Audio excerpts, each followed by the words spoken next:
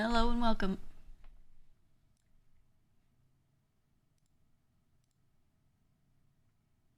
Oh, I didn't post that I was live in the Discord. My bad.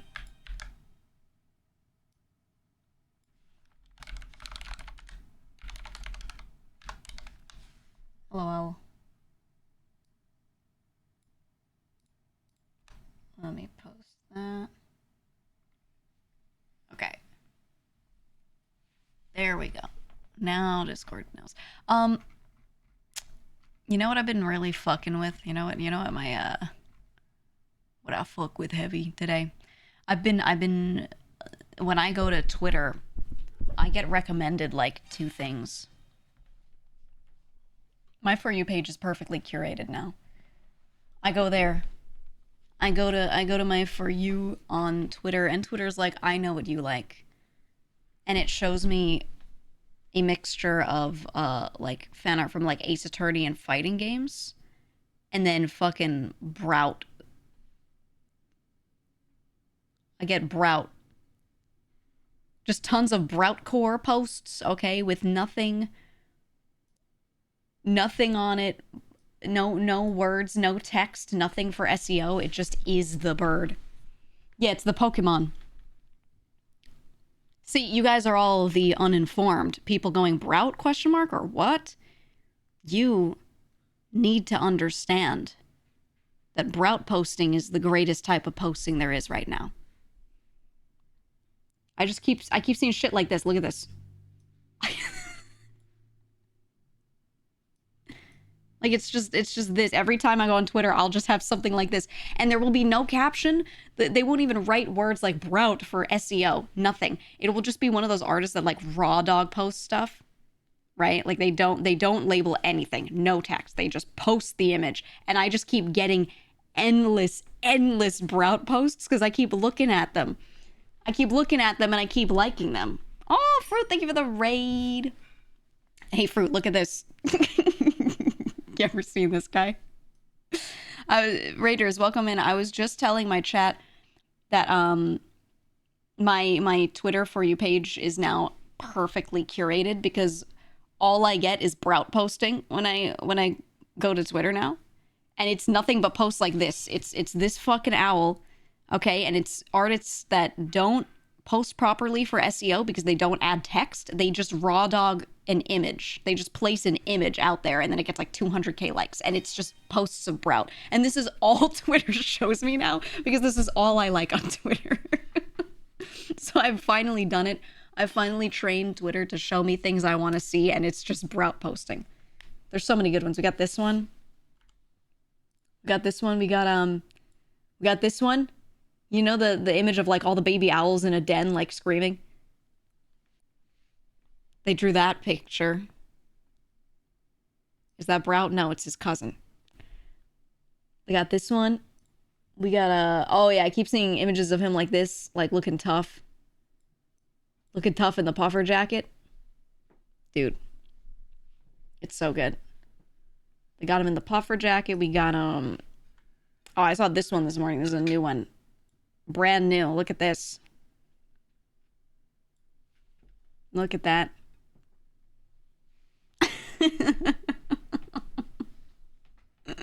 I just keep seeing people post Brout looking tough as shit, right?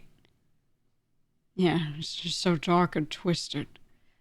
It's so many drawings like this, and it's like all Twitter is recommending to me is just these Brout posts. If we had a coin for every grass bird starter, we'd have 2 coins, which is absolutely wonderful.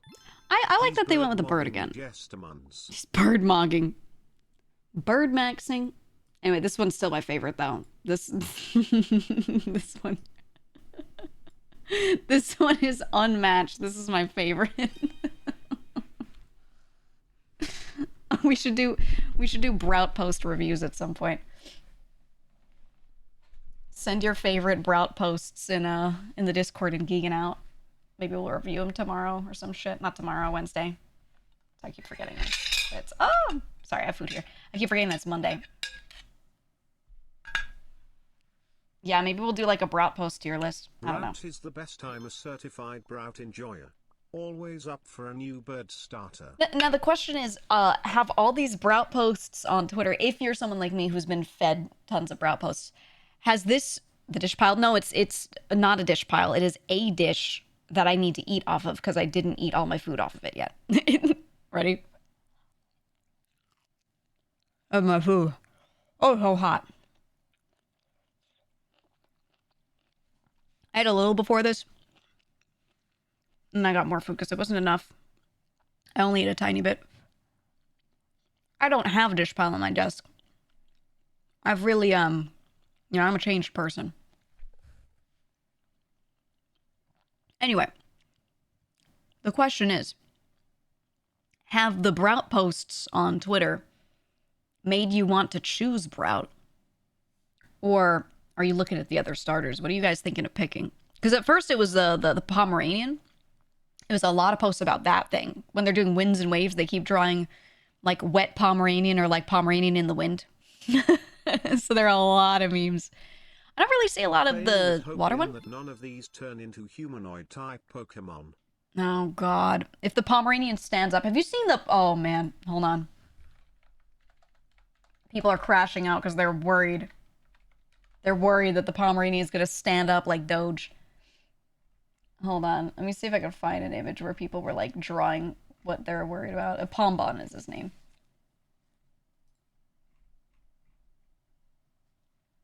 Yeah, because Scooch posted. If the Pomeranian stands up, we riot. He said, the new starters are amazing, but I just know that Pombon's going to evolve into a jacked up bipedal monster carrying explosives with the name Pomeranian or some shit. And then ever since that, everyone's like, oh no. And they're like imagining him standing up. Okay.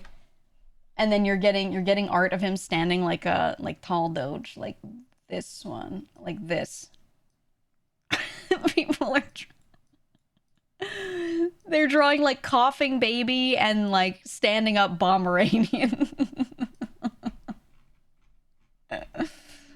Oh, it's so good. I'm not really seeing a lot of Gekwa posts though, and I'm into the gecko. I for one love Incineroar. Goofy big dumb cat in Smash Brothers is peak brainless fun. Yeah. Ooh, wait, there are some good ones. Hold on. I like when people redraw memes. That's my favorite, just doing meme redraws. Look at this. No money, but I got this lizard. Because there's a photo of a guy with like a gecko in his wallet. Same caption from Snapchat. That's so good.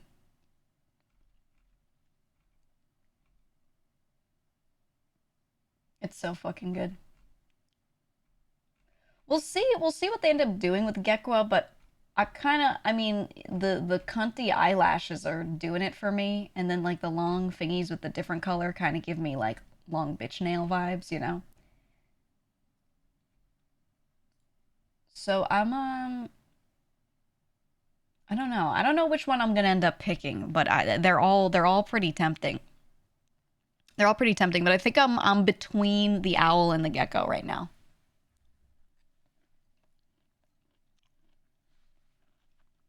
Personally. I don't really want to pick Pombon. I don't know. I don't know why. I'm just not really like feeling Pombon as much. Past 4 gens have gone with a cunty water starter. They have. Every time. I don't know. Can't trust lizard Pokemon after Salazzle. I'll probably go with Brout. After Salazzle? No, Salazzle was cool. What do you mean? Your grass type personality. Do you just go off after like what element you feel like you align with? Because that's how I used to pick back in the day. I would be like, oh, I think I'm more like this type or whatever. But I just kind of gave up on that. I just pick whatever looks cool at this point. You said you want to go Brout or Pombon since an ocean-focused gen is going to have 80 billion water types to pick from? Maybe, but I don't know. That's still a maybe, right? I don't know. don't know, man. Proud's cute, but sometimes the final Evos influence my decision. Yeah, I mean, I'm sure I'm gonna get spoiled, but my goal is to pick before being spoiled. And then just live with my decision. You know what I mean? I don't want to see them. But if I open Twitter at all, I'm sure I'm just gonna see it and get it fucking ruined for me, you know? So we can hope. I'm just gonna hope that timelines align and maybe I can avoid opening the app, right? Only post and don't look. Ends up being, can run. That's if true. It ends up being Intellion too, I riot. We've had too many finesse-based water types. Nothing beefy since Empoleon. Yeah, I didn't mind Intellion's design. It was the fact that it was another one with the stats being what they are, right? I would really like a tanky water type. I would. I liked Samurott a lot. I've used Samurott in like little competitive teams and stuff here and there and really liked him, so we'll see. We'll see.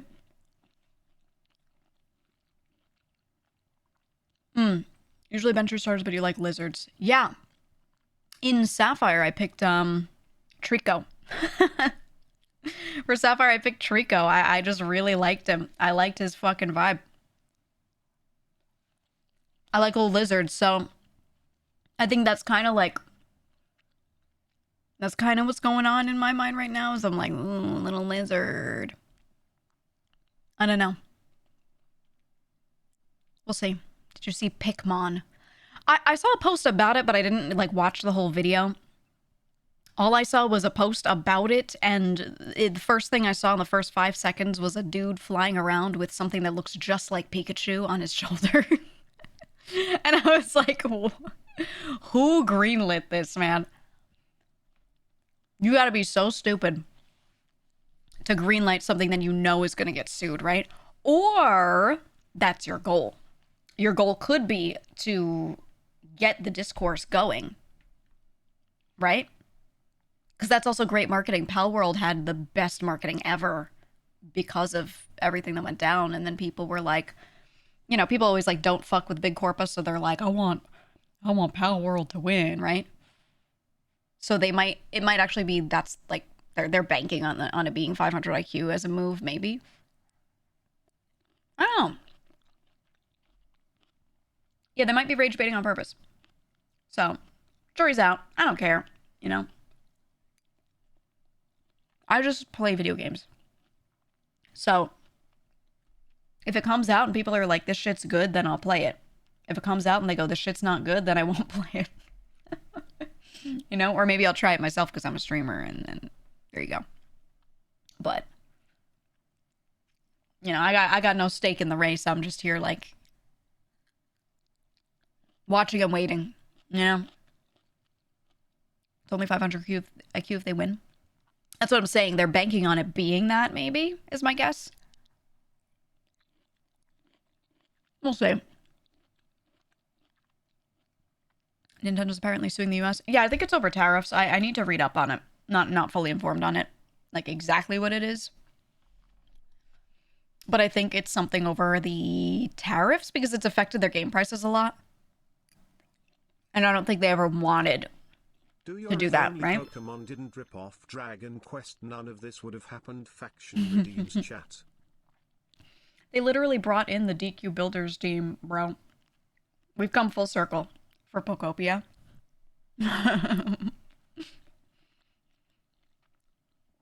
They want the tariff money back. Yeah, we'll see if that even works, because I mean, the capitalist answer is like, oh, if you don't like it, then don't sell here. Right? That's the answer a normal person working in the economy is going to give you, right? So I don't see it working out for them, but I think it's you know, hey, good to try, I guess. I don't know, man. I don't see it doing much. But, you know, they got a lot of money. They can sue if they want. I hope it goes through. But I don't know if I want them to get the money back, because what are they going to do with it? They're not going to refund people and be like, here, you bought that $80 game, here's $20 back. Right? They're not going to do that with every customer, you know? I just hope that they're able to put prices back to where they should be, but we'll see. The only company I would trust to, should things, let's say the tariffs weren't there anymore, right? Let's say they went away tomorrow. I would trust that if anyone was going to put prices back down because tariffs weren't a thing, it would be a company from Japan. That is my only really thought in that game there, in that race, right? Turn my BG down a little bit. I think if anyone would then honor that and be like, now that this isn't here, we're going back to 60, right? Huge. Please, let this mean Pokemon Conquest gets re-released in any way. I love seeing more States heroes with Pokemon. I don't know if they would revisit that. I mean, they already did the first Pokemon Legends, Arceus. That one was like in the olden days. If that went over well, maybe they would go back to quote unquote the olden days, maybe do like a Warring States thing, but I don't know if they would. I wish they would. We'll see. Costco said they would refund people if they got the money back from tariffs. Yeah, but that's like per the store, right? You know, I don't know if, because you don't buy your games direct from Nintendo every time. You buy it from the store it's at, which could be the Nintendo eShop. Omega Force made but it could be Target. Which means we're getting Pokemon Warriors next GG. Oh, I would love Pokemon Warriors, dude. I love warrior style games. Dude, Dynasty Warriors Origins filled a hole, you know, that I was missing in my gaming library. I loved that fucking game so much. So much. Honestly. So I think if they did a warrior style game, that'd be crazy. But what do you do? Like mass murder a bunch of Pokemon with another Pokemon? They might not want the optics, right? Make them faint, mass fainting event or something. I don't know.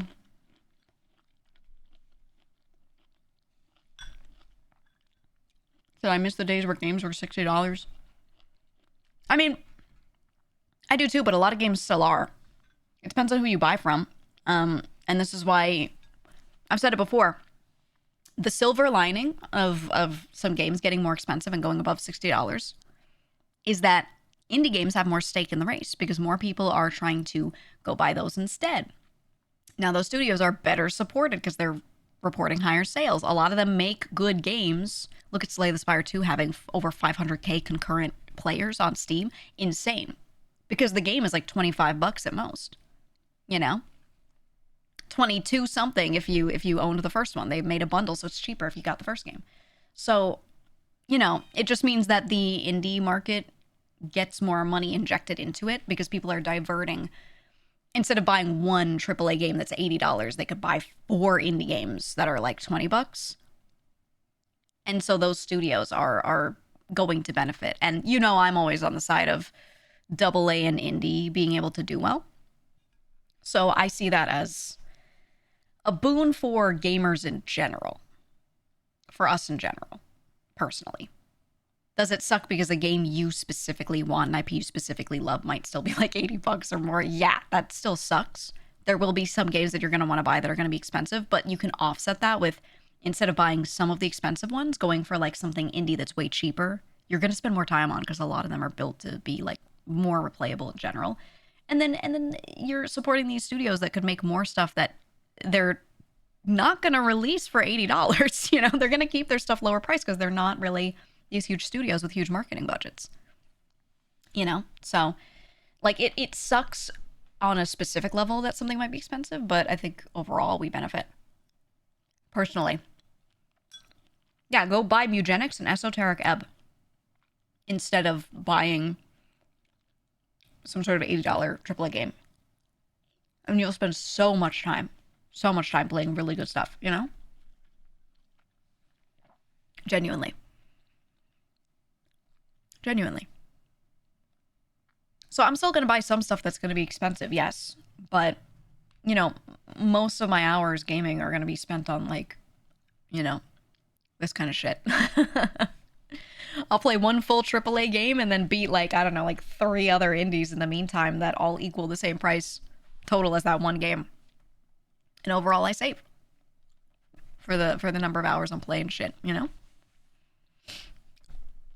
That's just how it is. So I don't love that things are getting more expensive, but I love that it's, you know, we're seeing record numbers of people playing indie games because they're all looking at it and going, $20, fuck it, I'll try it. Especially the people that never gave indie games a chance because they thought indie equals worse, or they thought lower price game equals worse. All of those people are now like willing to try the $20, $25 game, right? There's that.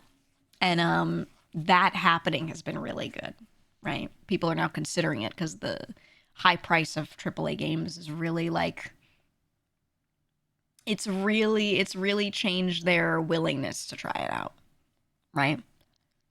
What'd you say, Mikey? Mikey, I don't care if you're not into indie games. I still stand by that they're good and you should try playing them. Don't care. So I have standards and I'm telling you that they're good. So try them. Very few AAA games I care about enough to get them day one full price. Yeah, you can wait for sales though. It depends. I mean, if it's a Nintendo game, that shit's like not going on sale. It's not going on sale. It doesn't happen. It happens like way later, but you're going to be waiting so long. But other games, stuff on Steam especially, yeah, just wait for sales. Exactly, Mikey. You just got to try one. Mikey, do you like card games? Open Slay the Spire.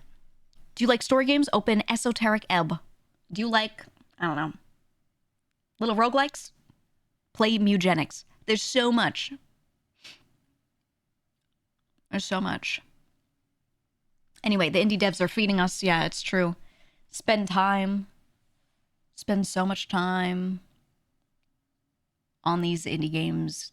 Give them your money because you have to give them only like a quarter of the money you would give the AAA studios anyway. And play their games and support them. Wishlist their games. Actually, that's another thing. If you want to support a studio, but you're not going to play their game yet, so you're not going to buy it yet, but you want their launch to go well, wishlist their game. Wishlists on Steam bump up the recommendations for the game heavily. So if you want to support, but you're like, I'm not going to buy this until I'm going to play this, which isn't going to be for a few months, just hit the wishlist button on it.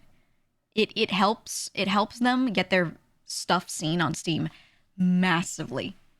So, and indie devs don't have big marketing budgets. They can't really spend a lot of time and money getting their games out there. They just post on Twitter and hope that it hits, you know?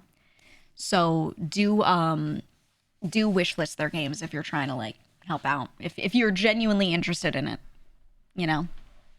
And you want to see that studio thrive. Maybe you want them to add more content by the time you buy it, you know, etc. Stories 3 is on Friday. I know I'm going to play it.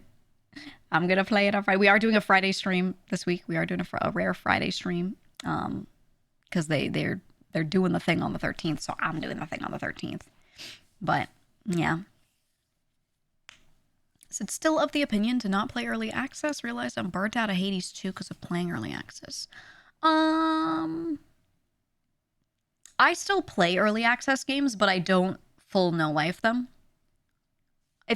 Sometimes I wait, but like Hades 2, I played a bit, but I didn't go through and treat it like it was full released and treat it like, yeah, I'm just going to play the fuck out of this. I'm waiting for 1.0 for that. But I went through and played a little, right? So I opened it and I played through a bit and I played maybe, not even a little, I played maybe like 6 to 8 hours of it. Maybe a little more over the, like, you know, play it 1 week and then 3 weeks later play it again. So I think it's fine to open an early access game and play it, whatever.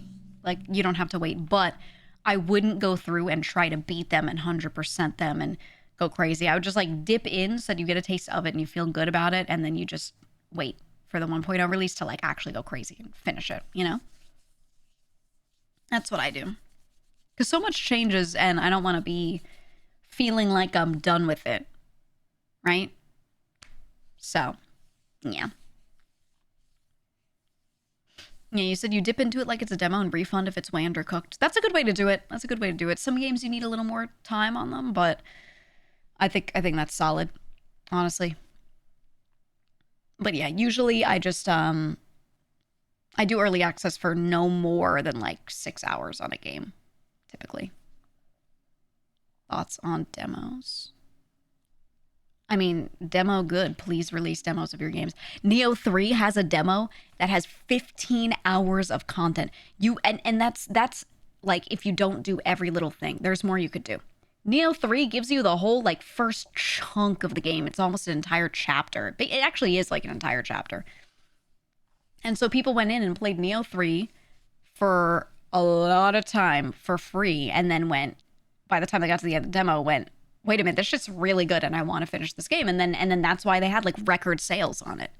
It was their highest selling game within the franchise thus far. Like crazy good. And it is just a really good game, and that's it. They let the game speak for itself and said, fuck it, we'll just make the demo like the whole chapter. And the progress carries over. Exactly. So you're literally just opening and playing the game and then buy it if you want to continue. That's all. So it was good, man. It was really good. I think more games should be doing that. They should. I actually think it would be good if their demos were leaning longer too, because then you can get streamers to play them. If a streamer can demo a game and pull a 4 or 5 hour stream of it, and it's just the beginning of the game, a lot of variety streamers don't continue games on stream, or they don't get to continue their games in general because they're bouncing around between stuff. So they don't want to buy it knowing they're only going to play it for 6 hours max, right? But if you make the demo like the first 5 hours of content or whatever, and you just let streamers play it for free, now they don't have to buy an entire game just to play a little bit of it because they're doing a demo, right? But they get a whole stream out of it. So I think that's like the sweet spot if they want to promote their shit, right? They should have a demo that's like 4 hours of real game content, not restricted. It's just like up to a certain point, and that's it. I really think they should. And as Neo has shown, it works really well because people were playing the demo on stream for multiple days. I was one of those. I was playing the demo for like 2-3 days before the release and going, holy shit, this shit's so good. And then when it released, I was just continuing my playthrough. That's it. Right? So, it's good. That's what they should be doing, I think. Will I be playing Crimson Desert or Monster Hunter Stories 3? Yeah, I just said... Maybe you weren't here. I just said we're going to play Monster Hunter Stories 3 on Friday. I played the demo. Actually, that's another game that has a long demo and carries progress over is Stories 3.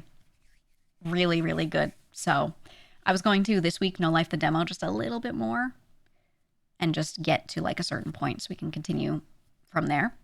But yeah, we're going to play that Friday. I'm a big Monster Hunter fan. I'll pull out the Monster Hunter model and everything that I did with Capcom. It'll be fun. Crimson Desert, I don't know. I'll probably try it. I have no idea if I would continue with it until I try it. I've zero clue. I'll try it because it looks really good. So surely it must be at least fun to play for a little. I don't know. And it's made by a studio that had a game with a high player base for a while, you know what I mean? And they should have good money.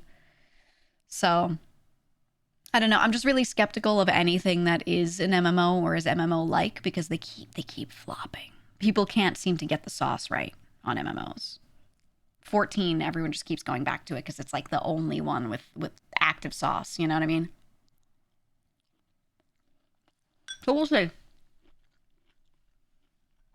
Sorry, I still have so much food in front of me. We'll see. But, I mean, I want to try it.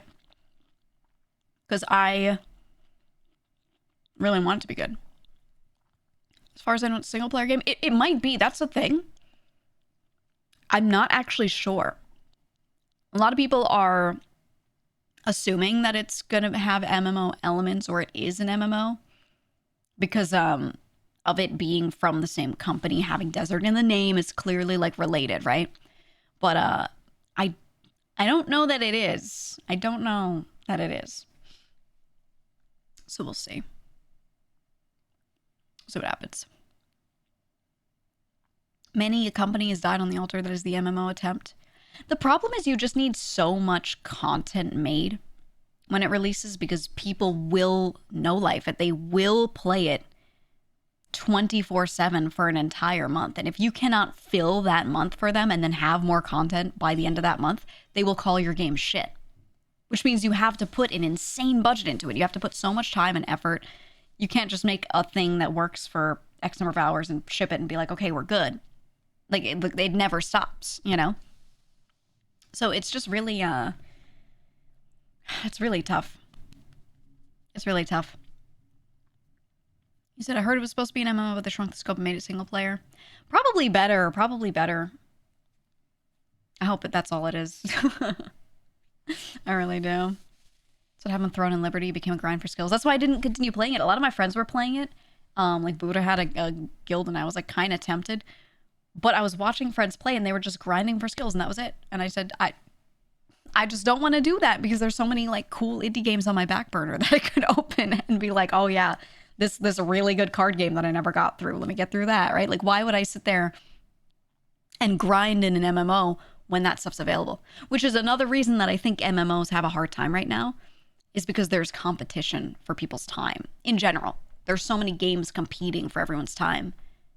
Everyone has a backlog of really good games. So if you make an MMO and you just have to grind in it, people are going to sit there, think to themselves, I'm grinding, but I could be opening Pokopia right now. Right? And then they're just going to go and open that. And that's it. They're going to be like, I could just make my village cute. And the thought's going to pop up in the back of their mind while they're playing. So, you know. I think 14 had the right idea, where they made it play kind of like a single player game, but with raids in it. The same way WoW could with questing. But then they added dailies. You have your daily roulettes, right? You can log in, do some daily roulettes, which just throws you into the most fun stuff like dungeons, raids, whatever. And you do it. And once you do one of those daily, you've cleared it, you get your big amount of money and experience for it. And if you want to do it again, it's way lessened. So they encourage you to play a certain amount of time each day, but you don't get returns for playing 24/7 that much. Unless you want to level every class, right? So 14 had the sauce. They specifically made it work for people that can play a little every day. And then if you want to go hardcore, that's a different tier and that's available. You don't have to. Right? And that separation of people who are there for different things, I think was really important. And a lot of MMOs, I think, get that wrong. You feel like you have to go hard. And then when you go hard, it's just a grind. You know? So that's why it worked out. And then they focused on a lot of the extra stuff. I'm going to be honest, they focused on the girls. I think this is the really huge part. Okay? They focused on the girls. They said, there's a lot of girls that play this game, and a lot of them are like, I want cute things for my house. So they said, okay, we're going to add a lot more to the building. I remember the building at the beginning was like not really much. And then they said, all right, let's add a lot of cosmetics and things to that. Let's add a lot of extra fun stuff that's just outfit related, whatever. And that's it. They were just like, let's focus on, okay, crafting and gathering. Let's make that like really robust too. They focus on people that were just more casual as well. It's not just the girls, but people that are like, yeah, I just want to do fishing. I like collecting. I really want to do collecting rather than combat. And they said, okay, let's make gatherers and crafters and stuff and make that really robust. And there you go. And they even added dailies to things like that. Or like leaves, you know, you can like show up and give this one guy 3 of this fish each day and it gives you extra whatever, right? So doing a lot of this stuff, they specifically catered to people that wanted to play casually, but they didn't sacrifice the hardcore players either. And that was that's the reason why it's done well. But that's a lot of time and money spent. You have to be a big studio and you have to have a lot of money to pay a lot of developers to do that, which is why no one's really come back out and done that, I think.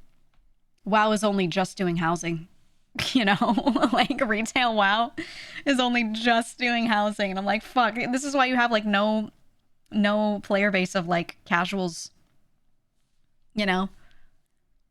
You don't really have a lot of casual WoW players. You have some, but it's just the role players for the most part, right? But then when you add stuff like that, like they need stuff to do. Right? It's really good housing. It is. It's really great. And I'm glad they're doing it. And I hope it kind of works, you know? I hope it kind of works. So WoW's expansions just include shit from other MMOs each time. Yeah, but if it's good, they should do it. I don't think they should do that thing where they go, this other MMO did it, so we shouldn't. Let's try to come up with something unique. When like 3 other MMOs did it and it works, right? I get what you're saying. I know you're not trying to like necessarily shit on them or anything, but yeah. I think that's the right move. I think that's the right move with any company. Literally any company. Let's say you make knives and you look over and all 3 other competitors are also making knives, but they're like, we have cool monogrammed handles. And people are like, I love the monogrammed handles. Well, you better start adding monogrammed handles to your fucking knives. You know what I mean? Like, that's just how it should be. It doesn't mean you have to copy everything, but when one thing is really sought after, and you can make your own version of it, you can make it look your own way, whatever, then yeah, you should do it. Right? But what else could they even add to MMOs that's unique? Honestly.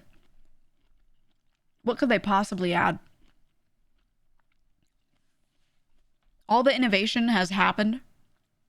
The only thing that could happen is people could make entirely new MMOs with different combat types, different gameplay styles overall. But when you have an existing MMO and you're like, shit, I need to add something. I mean, that's just tough. That's just tough. There's not much you could do. If anything, we need a gaming paradigm shift first.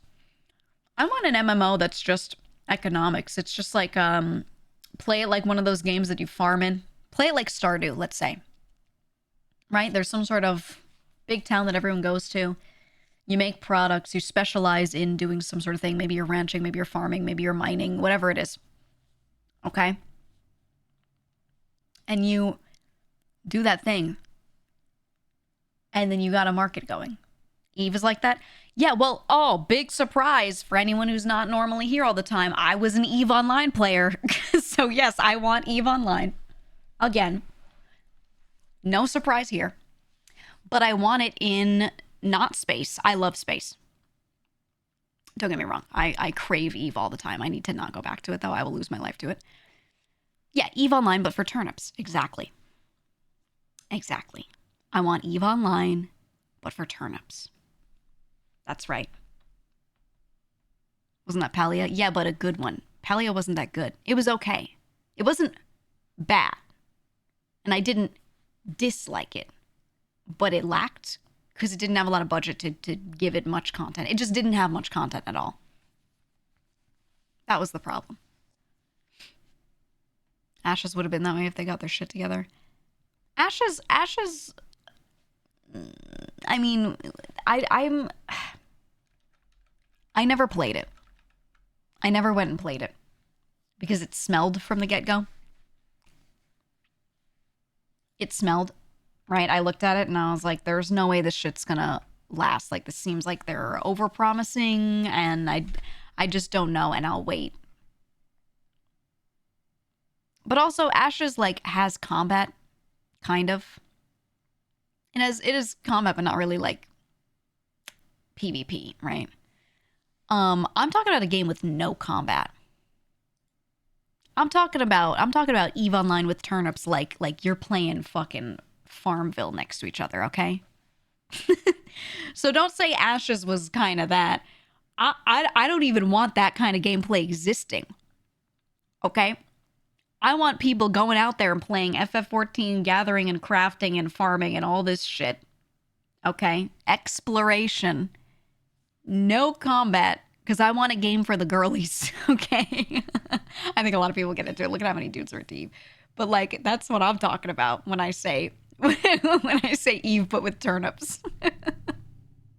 That's what I really want, you know? Yeah, Eve with no combat, not in space. It's cute, everything. It looks like Pocopia, okay? Yes, stock market with turnips. Dude. My God. My God, I want that. Isn't that Farmville? Yeah, but Farmville sucks. Sounds like you just want to run a turnip company. I do. I mean, it's that's all I want. I just want to run a turnip company. That's what I want, and I want you to have to spec into something specific. You're like, shit, The cheese market's going crazy. We need milk producers. I'm going to be a rancher. Fuck it. Fuck my farm. Okay? Tear it all down. I'm opening a ranch. You know? I want that. Fuck it. We're not doing turnips anymore. I need a ranch. I'm going to have cows. Or maybe you're like, goat milk. Goat milk is the new hotness. We need goat milk. Dude. We need it. We need it. So what's that gotcha dress-up game? My friends are addicted to it. Yeah, Infinity Nikki. I'm telling you, when you make games that are like that, they go crazy. They go crazy. How would you handle people undercutting the turnips if you can't kill them? Well, there can be systems for this. Every vintage story server I join, I become the Onion Man. I want to do another vintage story server so bad. So bad. I really do. I loved our farming coalition. I loved how myself and Nevin were sitting there and we were like, and we had Dread as the rancher and we were like, we literally provide for you. And we were like, everyone in the town would be like doing their thing and we'd be like, really, we're the most important because we provide. What do you provide? Oh, it was a good time. I miss that. I want to do a server again. But better organized this time. It'll be fun. It would be really fun. Salt their fields. I think you could go and like beat up someone's field and go steal their seeds and stuff so they've run out of seeds. Because the seeds are finite in an area. You have to go and find them. So if they didn't have like a really good backup of them, you could actually just take all of their seeds and they could just not have turnips, right? They could just not have carrots, which is incredible, incredible. That's what I want to do, man. Mountain Hermit arc. Last time I was the mayor, I liked being the mayor, except everyone moved to my fucking town, and I was like, guys, we need to impose a limit next time that each town can only be like a certain number of people. And then you can trade with each other. You can trade, but I think what you got to do is we got to make some sort of thing like your group can only be 8 people living in an area. And you cannot go in and just take other people's stuff or share their resources. You have to trade, you have to sell, etc. Right? Because one of the issues was when you have a really big town, you already have someone running the farm. So a new player doesn't get to go and learn how to farm.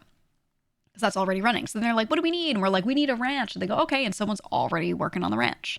So they don't need to.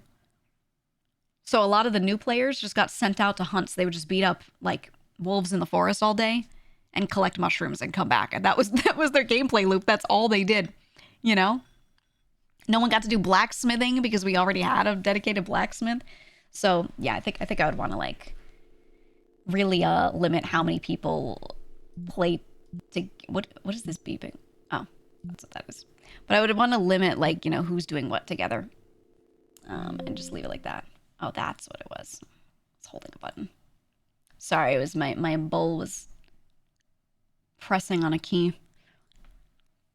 But yeah, I think it'd be cool if we really like separated out how many people were allowed to be in an area. Having preset teams before the server starts would go crazy.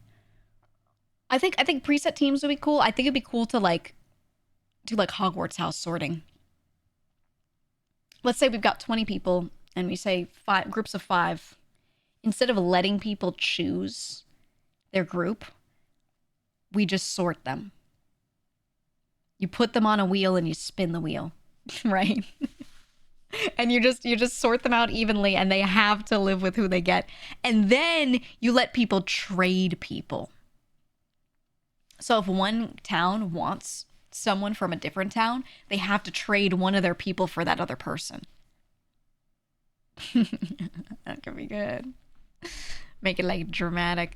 Ooh, or we could do it like what was that show? It's not Alone. Alone was the one where they're actually alone. There's a show like that where they were out in the wilderness in teams. What was the name of that show? Fuck, I can't remember. I watched it. It was good. It wasn't Survivor. No. It was a Netflix show and it's more recent. It's not Survivor, guys. That's Not at all it.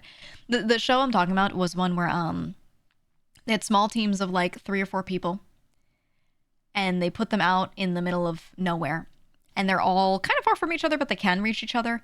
And if you didn't want someone on your team anymore, you wanted to oust them, you could vote them out. And if you vote that person out, they are now solo, and they can only be solo for 24 hours, and they have to go walk around and try to get another team to take them in. And the whole idea was you're doing full survival, and you bring like almost nothing with you but like a knife and a tarp, right? Outlast was what it was called. It was really good. And the idea was the team that lived the longest with it, people could tap out if they're like dehydrated, they can't find food, they're like shitting themselves in the forest because they have giardia because they drank from a stream with poop in it, whatever. They could like fire off a flare gun and get evacuated and be out of the game. But the idea was they'd go for like a month or whatever it was. And then on the last day, there's some sort of challenge where they have to go somewhere and do a thing. And when your team gets to the end, if you win, you split the prize money amongst the number of people you have. So your chance of survival is way higher the more people you have. So teams of like 4 were pretty good. But if you had fewer people at the end, you split the money between fewer people and you make more. So it was an interesting social game too. So I thought about that and I was like, what if we made something like that, but in Vintage Story? Because when you have more people, you can get so much more done in that game. But then you split the prize. But you can vote people out.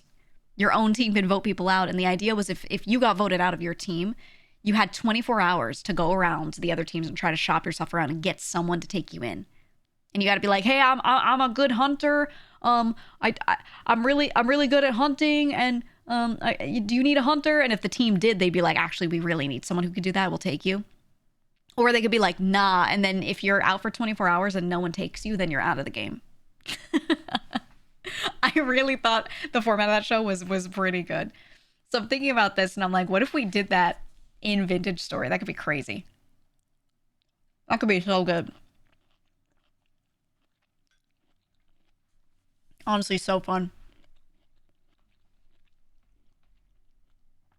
I liked that show a lot. Yeah, so the one with the lady that lied about her resume. Yeah, there was one lady. She was on this team. And she was like, oh, I'm a hunter. I've hunted for a long time. I've used guns. I've used bows and arrows. I've done all this stuff, blah, blah, blah. I can provide food. And then when they actually start playing the game, she was useless. She didn't even know how to, like, use the bow and arrow at all. Because they were provided, like, a primitive one. She couldn't do that. And they were like, okay, can you set some traps, set some snares? She didn't know how to make a trap or snare or anything. Like, not even a basic snare for rabbits. She didn't even know. But she was bragging so much about, like, about her capabilities with hunting and how she knows so much. So her team hated her and they ended up voting her out.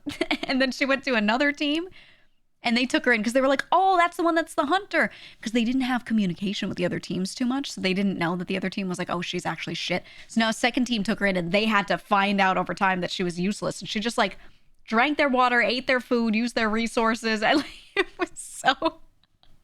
I was watching the show and I was going crazy. I was like, how do they not know? She hasn't caught anything in 3 days. And she'd be like, oh, I just don't feel well. And they'd be like, that's okay, sweetie. That show was so dramatic. I liked it. I want to do that format in Vintage Story, man. That'd be fun. Do it, and it's just like 1 week. Make it short, too, so people can't really, like, establish their bases to endgame or anything, right? They're still dealing with, like, primitive shit. Dude, that'd be awesome. I want to do that. But we have to shuffle the teams. I think what we do is we have, we auto-sort everyone, but we place on purpose one person in each team that actually knows how to play the game well, just in case others don't. It's like one person that knows everything about the game. And they can sort of be team leader and delegate tasks and stuff. And then everyone else just gets, like, thrown in. That in GTA. Honestly, yeah, but we would need, like, you need survival aspects, though. You need survival aspects to exist. But yeah, I want that. It'd be fun. I think Vintage Story is the right game for that, because you need or Minecraft, but you need some sort of like really heavy survival element because you need to put a lot of pressure on them to perform. Like you actually have to have these people performing, you know? Weighted sword and so you don't end up with super teams? Yeah. I think it'd be fun. Getting booted from 2 teams sends you to the reject village. Having a reject village at the end that could have like a special mission or something would be so fun. Oh, that would be so good. I like that. You want to see Dread interact with more streamers? Dude. It was my favorite when we did that server and I was like, hey, I got this friend I want to bring in. He's not a streamer. I'm going to invite him. And Boone was like, I don't know, but that's cool. And then it's just Dread. People were not ready for his role playing because like there was one guy who like didn't understand that people were going to be role playing on the server too much. He didn't like seem to expect that. So he starts building a road and Dread's house is like kind of in the line that the guy wanted to build the road to through, right? Like because he was going to go between 2 towns. So he goes up to Dread's house and he's like, oh, I was gonna like make the road here. And Dread starts crashing out. And he's like, you can't take away my house. This is my home. And he's like having a crisis, having a breakdown. And the guy was like, what? He wasn't ready for the RP. Oh, it was so funny. It was so funny. Yeah, they confronted each other in the tavern. He was going to other people. He's like, I don't like that guy. He's treating us as a joke. Oh, that shit killed me. RP's for the love of the game. Yeah, he doesn't even stream. He doesn't make a single cent off of role-playing or being friends with any streamers. He doesn't make anything off of it. He just shows up for the love of the game. It's crazy. Oh, man. Y'all two going hard on the hierarchy was so funny. Oh, it was so fun. Yeah, he's the guy who plays Delver. Yeah. Delver and Glenn. We need to do more of that, man. I need to get that group into Vintage Story. I was hoping Walnut would join. I kind of need to get Walnut in. I have a severe need for Walnut to be in Vintage Story trying to survive. I need to hear him crashing out over trying to make clay pots with his hands. You know? Gotta do it. I like that server though because I liked that we had a really big mix of a lot of people from a lot of different kind of groups of friends and stuff. So there were a lot of people there that didn't know each other already and kind of got acquainted through it.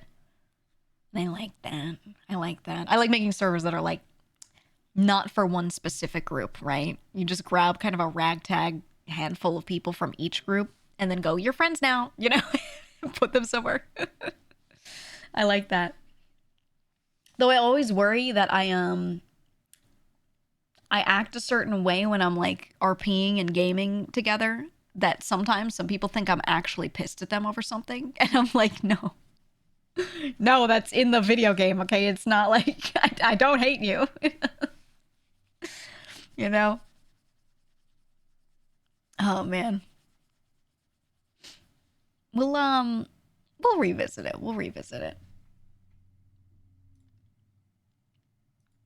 I'll message Boone.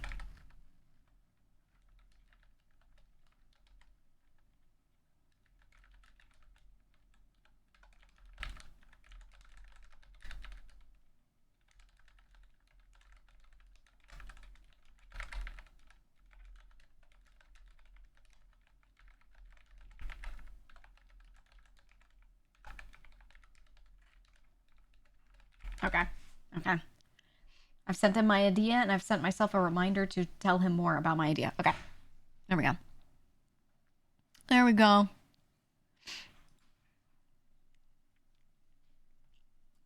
Oh, you miss Glenn.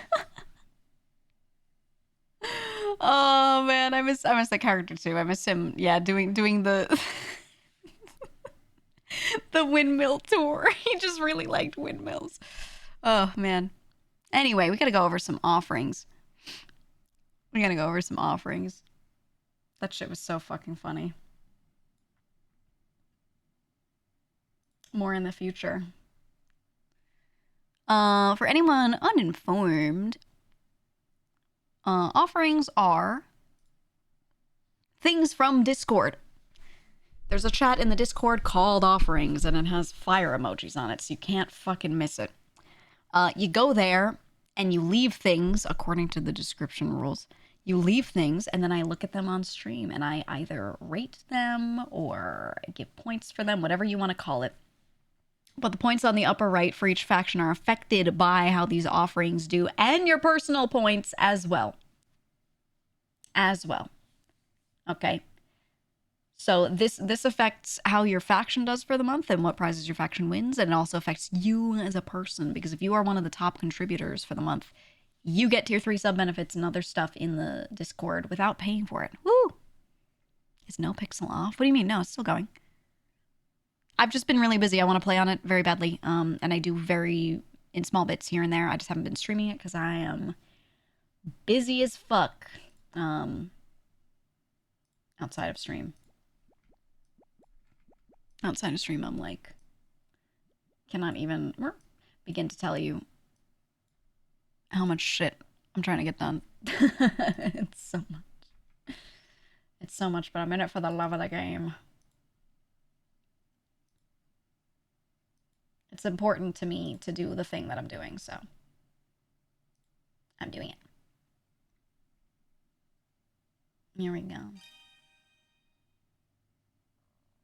many scenes do you have in OBS? Like 20 something. A lot of them are not important. They're for a zoom in or recording stuff.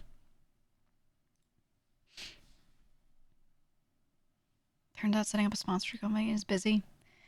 I mean, it's because we're doing development. I mean, it's not like we're not doing any of the formats that currently exist, really, where you can just spin it up with a team of people. We're building an entire platform, which is a much bigger undertaking in the initial everything. So, I'm like every day talking to my devs and going over shit and, working on some of that stuff myself. So it is what it is. Nerd stuff. Yeah, nerd stuff. It is very front-loaded, yeah. So I built up, for a while, the proof of concept that is functioning, and now it's like, build the rest of it time. And that's what it is. It's time-consuming, but it'll be worth it. Like I said, it's important to me to do it. Okay, first offering. These are the ones from March. Well, some of them are from February, but we're pulling them for the March review. These are from beginning of last month until now. Okay. From Luna, member of the Undead. It's just me with coffee, but then they put me in the car. me in the other seat. I like it. It's cute. I also I want to note that it's the chibi model. It's the space outfit. You see the cape? See that cape? I love that. I love that. I like this. It's cute. I have no complaints. I also really like when people draw the chibi model specifically. There's not enough art of it. It's beautiful. I love it. We'll do 100 points for this. 100 points for Luna. Thank you. I've seen more people doing sponsored streams, but I don't know if it's through the Corpa or if it's just confirmation bias. Probably confirmation bias. Probably confirmation bias. Though I have been making sure we spread stuff out to more medium and small streamers, which might be why you see more. Instead of having them pay, $1,000 for this streamer, I have them pay $500 each to 2 smaller streamers or something. You know what I mean? So maybe that's what you're seeing, but yeah, not too much. I think it's just confirmation bias mostly, because that stuff is largely the same. Next, from Liz. Inspired by Battle of the Blinds Boris card, I give Boris's buff transformation.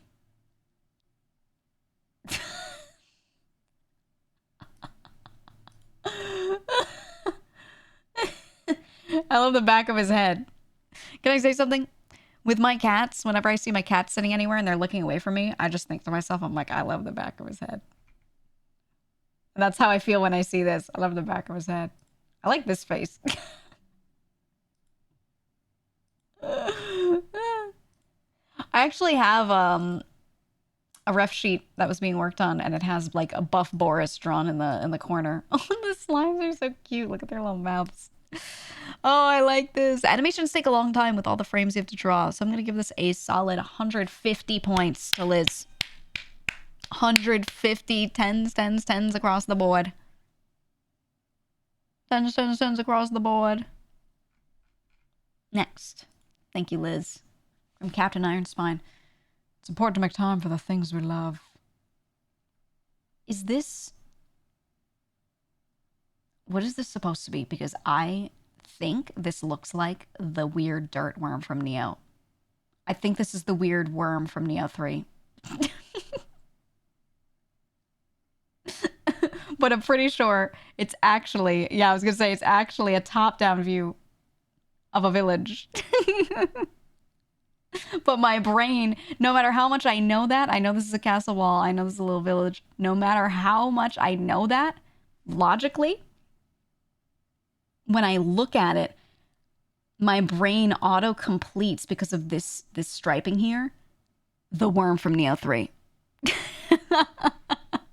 Yeah, no, Neo released on the 6th, so it's not that. It's definitely not that. But do you see it? No, it's actually us just going to raid a village. It's us going to burn, pillage, salt their fields. That's what it is. And it says it's important to make time for the things we love. But doesn't it look like the worm from Neo? Oh, I love that. Okay, let's try to get the worm out of our brains though. It's a village. It's a village. I like it. I like the concept. The caption, considering we're about to do this, very funny. I like that. Are we the baddies? Yeah, we're the bad guys. Yes, correct. If you're here, you're one of the bad guys. Good. I'll do 100 for this one as well. I'll do 100. It's a full piece. Thank you, Captain Ironspine. Next. Ooh. Okay, this is when I released the Neo model. Big sword. Yeah, we get time lapse. Ooh. I love the tiny boars with this giant weapon. Oh, it's so good. Ooh. I like this outfit so much, man. So much. I think like my 3 mains now. It's this outfit that I've got on right now, the Neo one, and then my main regular outfit will always be number 1 for me. I like the color palette. I do too. I like red and yellow accents together. You might have noticed that on the Warlock outfit, my old Warlock outfit. It had a lot of red and like a dark purple as its kind of neutral color instead of black. And then it had yellow accents. I just like that. I like that a lot. So I'm happy we went that with this one. Anyway, I like this. Snary's mogging the camera. Look at Snary. I'm also glad we got to do the cringe cursed demon arm. Oh, cringe cursed demon arm is my favorite. That's my favorite. I love it. I have no complaints. I love this art. Let's do 120. 120. Thank you. Kind of forgot about the Warlock outfit. It's been a while. Well, it's only on my old model.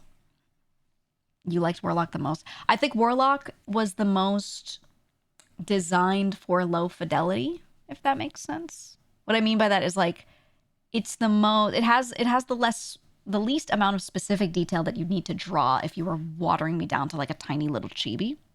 So it works really well in like merch, or if someone's trying to design they're trying to draw it from memory, it's easiest to draw from memory. Even though it still has detail, it's not lacking detail.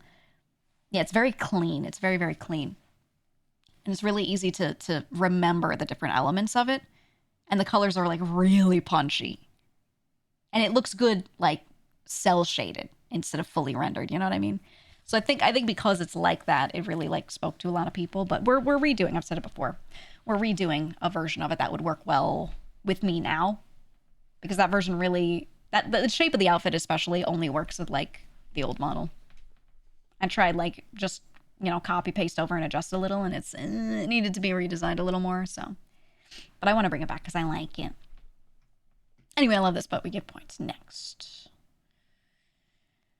No undo button is rough. Oh yeah, doing full analog art.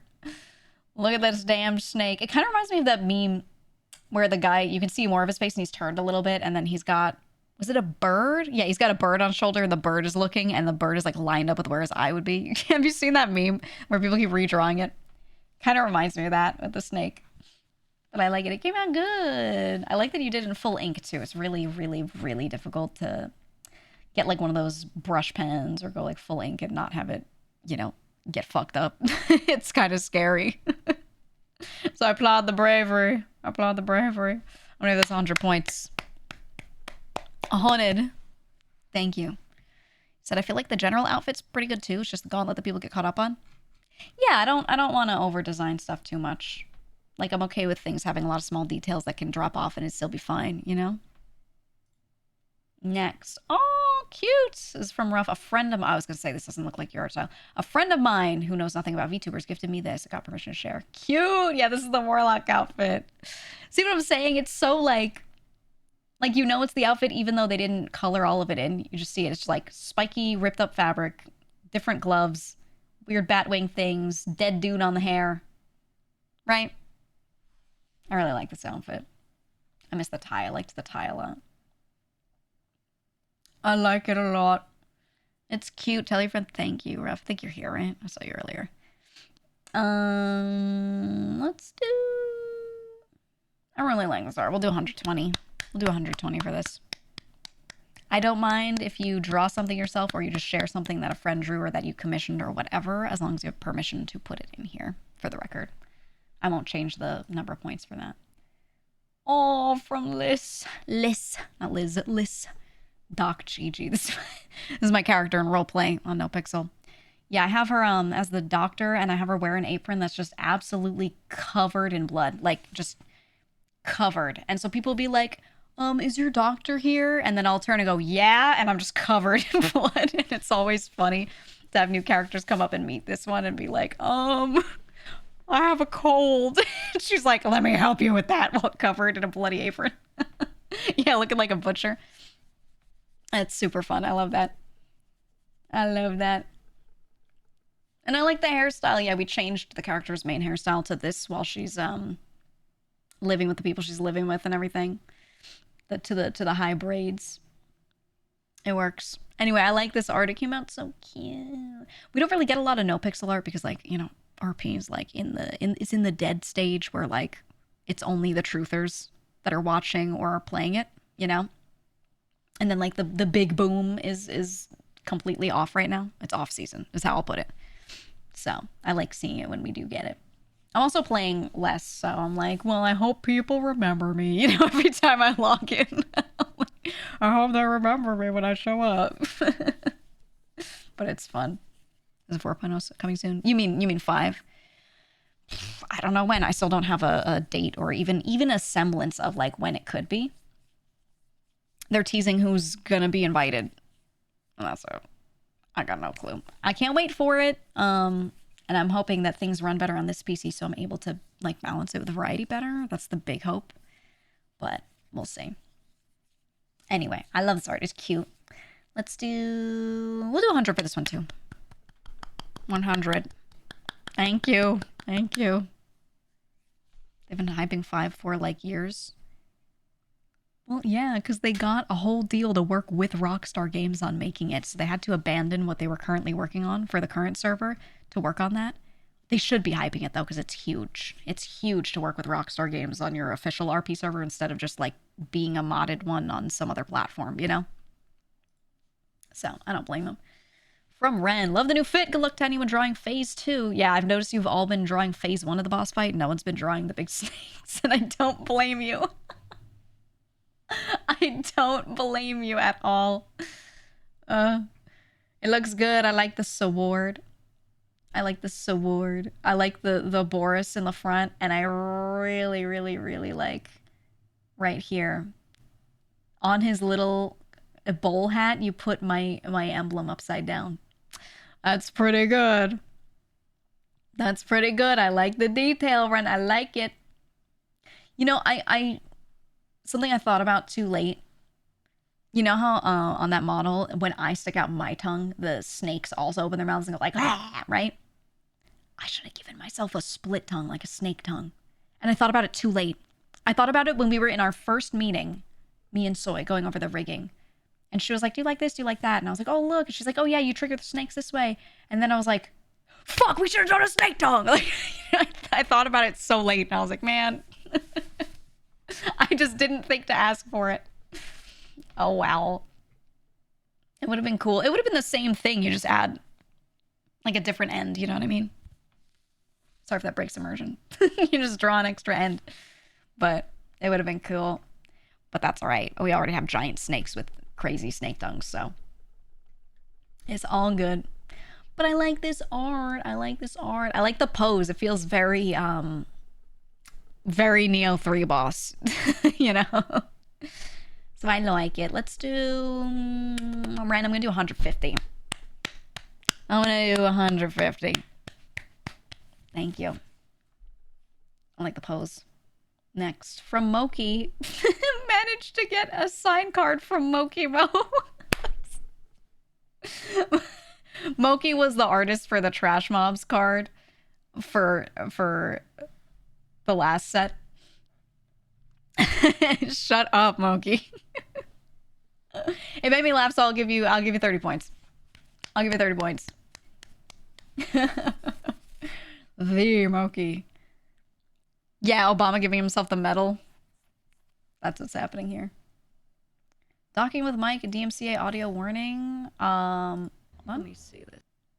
Oh yeah, it's playing on the thing. Hold on, I can change the audio so it will move to the right spot. 1 second. Hold on. I just have to do something with the routing real quick and then that will be fixed. That will be fixed. Are we Opera browser? Output. There. Okay. Now I can play it. Now it doesn't matter. VOD just won't hear it.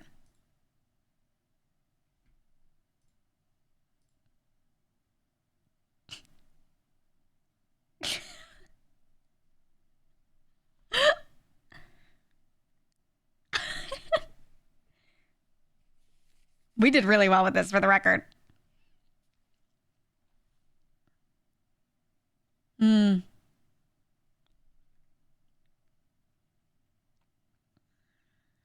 Guys, I gotta say, I was amazed that we pulled this off.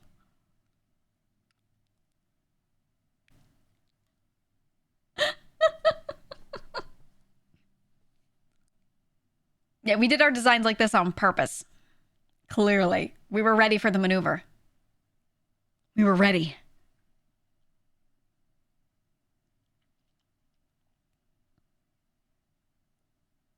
Okay. Okay, there's the spin. There's the spin.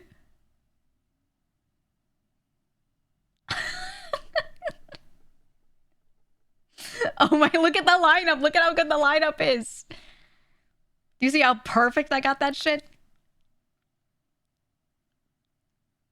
Come on, Tars. Ready?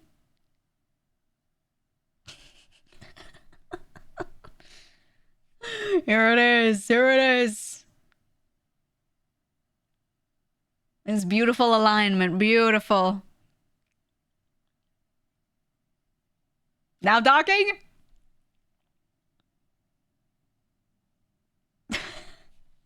Okay.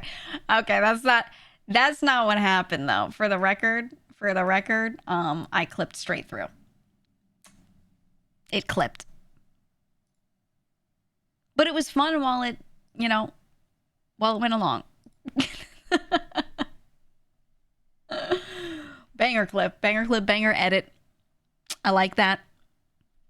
I did have a gentle touch. I did. That's many people have told me that I have a gentle touch. Beautiful edit though. I like this. Let's do, it was Simima. I'll do 100 for this one as well. 100 points for your efforts. Next. Oh, I was like, what is this? It's a Valentine's card. There's the to and from on the bottom right. Doom is the best kind, so die for me.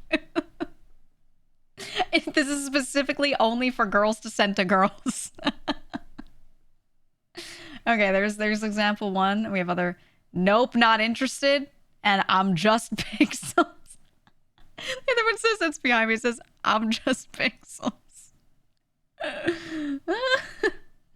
This is a real quote that I often say. Many times I've been quoted as saying this. I like it. I like it. Yeah, it is a direct quote. We could do, nope, not interested. Not interested. How about, I like this. I like this. We'll do 100 for this one as well. We'll do 100 points for the Valentine's cards. I was trying to come up with a Valentine's post myself, you know, but I wasn't going to post like, you know, happy Valentine's Day to my baby girl, my Twitter following, you know. So I was like, what do I post? So I just made a Valentine's card to remind people that they should be on the grind set. So, you know, you got to keep it in character, dude. You got to keep it in character, right? From Rough, threw up a little while drawing. Why? Because you had to draw the snake. And you throw up and cry because you had to draw a snake. There were so many people that wanted to draw phase 2, and they were like, why do you have 100 snakes? Why? Because they wanted to draw it so badly, but they were like, the snakes are killing me. But that's what phase 1 is for. There's just one little guy. Just one little snake. He's just a round dude with some horns. You know, it's not so bad. It's not so bad. It's all right. I really like how this came out. I think this came out really fucking cool. Stylistically, I like it. I like that you did the white outline, the white border here, negative space outline. I like that you did the tattooing on the shoulder, but you only did this one line and didn't draw the whole back. Stylistically, I like it. Slap that shit on a shirt, honestly. Right? That's what I'm saying. And the snake came out cool. The snake came out cool.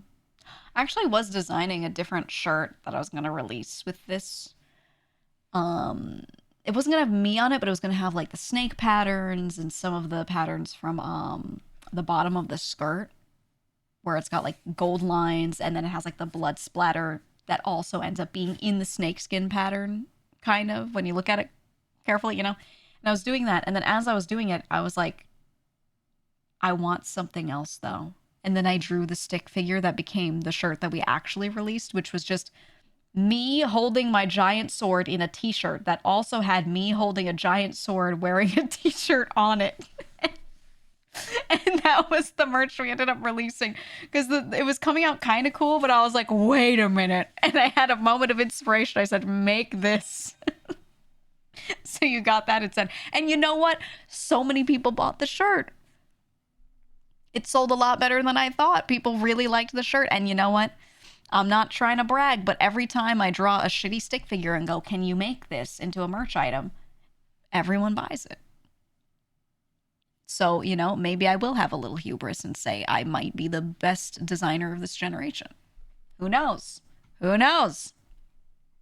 Anyway, I love this art. I really like it. Came out good. I'm going to give it 150 because I love it so much. 150. Thank you, thank you, thank you. Resident Evil 9 model merch when? Honestly, I really like that model. It's so stupid. I like that one, the one I used for Resident Evil. When I turn, the stick figure arms flap. Oh, it's a really dumb, like, low effort model, but I like it. I like it. It will return. It will return. You'll see. Ooh, from Nicholas. The mobs, Noro's gazers, and Joel's blockheads sharing a nice tea, coffee, and donuts. Oh, they made a little diorama. I love this. I love this. I really like that this gazer right here is pouring the drink straight into its giant face eyeball. It's like its eyeball plus its mouth, you know, and it just goes like right in the middle of the pupil. That's cool. This came out really good though. How how small is this? I was gonna say how big is this, but how small is this? Because it's got to be. I mean, they painted individual tiny donuts. Not that on my shelf so bad. Yeah, I mean, I love shit like this. Love, love, love shit like this. All of our mascots together are so cute. I like the gazers. I like their design a lot. It's 8 feet wide. It's actually life-sized. It's fully life-sized. I would assume like a 32 millimeter base. I'm like looking down on my table. Yeah, like mini figurines tend to be like a 2-3 inch wide or diameter circle. Right? So yeah, I assume it's like 32 millimeters, something like that. Probably. I don't know. Wait, they one of two. Maybe they have something for scale? No, they don't. They just have different turns. I know, but it looks tiny. It looks tiny. It came out really cool. I like this. Thank you. Let's do... This is a lot of effort. I'm going to do 200 points. 200 points. Takes a lot of time to do this. Also, the base itself, all the little grass bits and everything, they did a really good job just setting it up. Right? Outside of just the characters and everything. The little donuts are well done, every little bit. Love that. Another one! Okay, this time, here's one of the few people who drew phase 2. I'm so sorry for making you draw so many snakes, but I'm also not sorry at all. Thank you for drawing the snakes. Phase 2's so good, man. I get horns! And 2 giant balls behind me. It's cool. Left snake looks kind of derpy. It's like that that drawing of the Hydra where like one of the faces is really stupid. Right? Where like two heads are normal and one's really dumb. I kind of wanted to do that. We didn't have the time. I wanted to add a toggle where like maybe this one, because this is where like Snary usually shows up. I wanted to make one of them like, oh yeah, the Geega. It was Geega. I thought it'd be really cool to have one toggle to look stupid and get the stupid face. But there was no time to do that. So you could just imagine it'll just be headcanon that this one can get real stupid. But I like it a lot. I like this art. I like the posing too. You know, may your soul and brain rest well after having to draw a hand at this perspective. May your brain heal from what it took to make the hand look big and not weird. Thank you very much. 180 points. 180 points. Yeah, the coloring does go insane. Thank you. From Ruff, put everybody in Humboldt for Lunar New Year. Oh my god, say hey, Buck, my name is Sayao. My god, about to Sayao. Thank you. Look at him. Look how cute he is with his little hat. He's so cute. Look at him. Oh, just say yeah. Well, it's Bataseo, but yeah, Bataseo is like receive kind of thing. I don't know how to explain that. Anyway, it means like Happy Lunar New Year, but it means like receive whatever. You get it. What got it? I really like how the creature looks. He put his little hat on. What's the name of this hat again? It's not a cut, right? Cut is the other one, I think. It's a little Yangban hat. I always forget the name of these ones. Anyone know? Let me look it up. It is cut? Oh, okay. Then the other one I'm thinking of is also called that. Well, then I was right. I like it. It looks cute on him. I love the little chin strap is my favorite. When you put it on, you have to tie it on the bottom. It's cute. I like this a lot. But would I wear this color? I think I would. I think I would wear purple. I don't know. Or shaped a little different depending on class. Yeah, I'm probably thinking of one that's slightly differently shaped. Ooh, you know what I would love? Give Boris the little emperor hat that has you know the one that's rectangular and it has the line of beads hanging down the front? It has like several strings of beads in front of their face. Oh, Give him one of those and then have him whip it around. Be so good. I love those. Anyway, I love this. Thank you. Happy Lunar New Year, everyone. I don't know if you celebrate or what you do for it.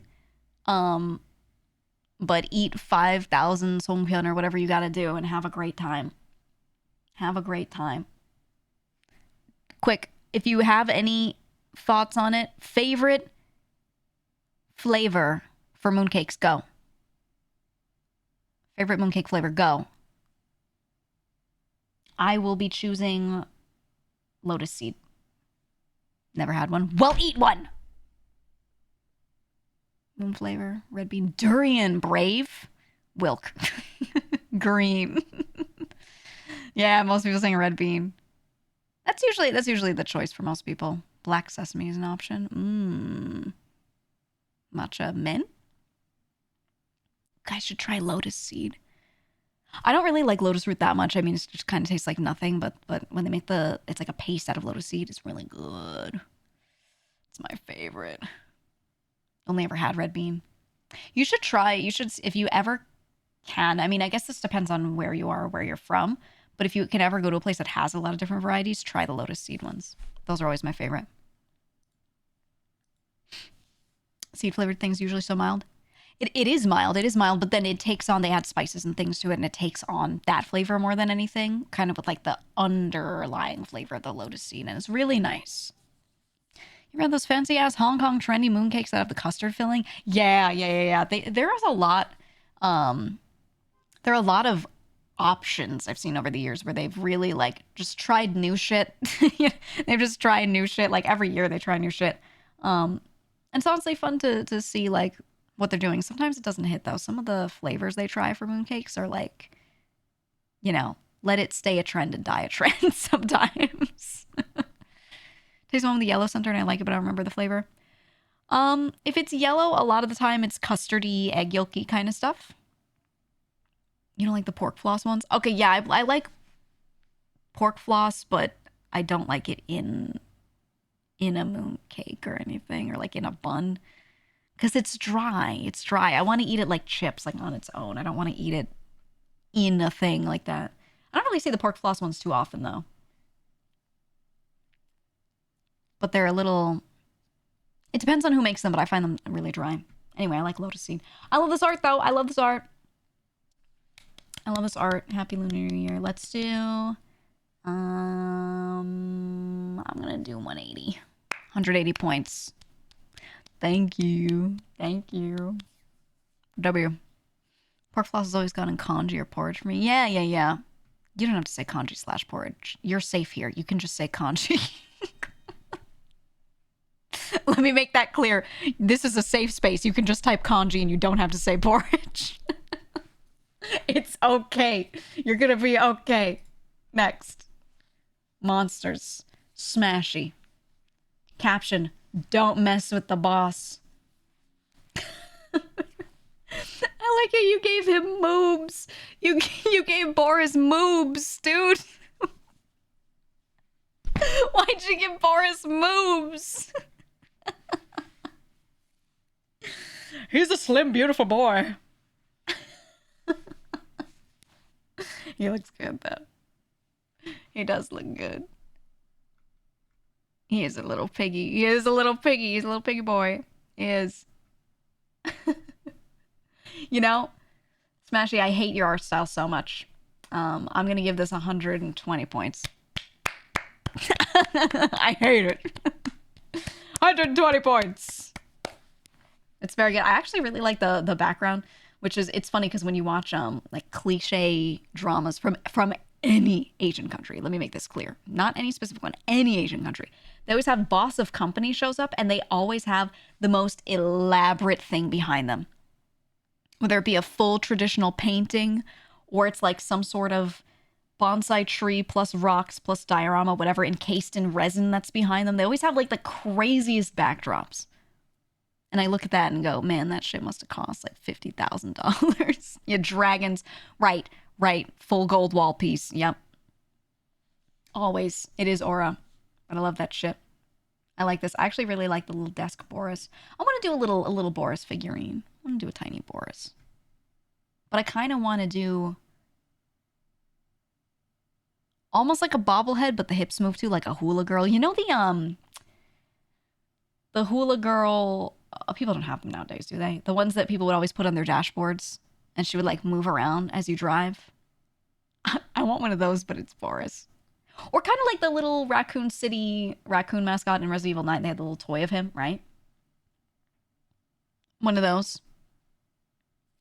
Because bobbleheads are okay, but it's just the head.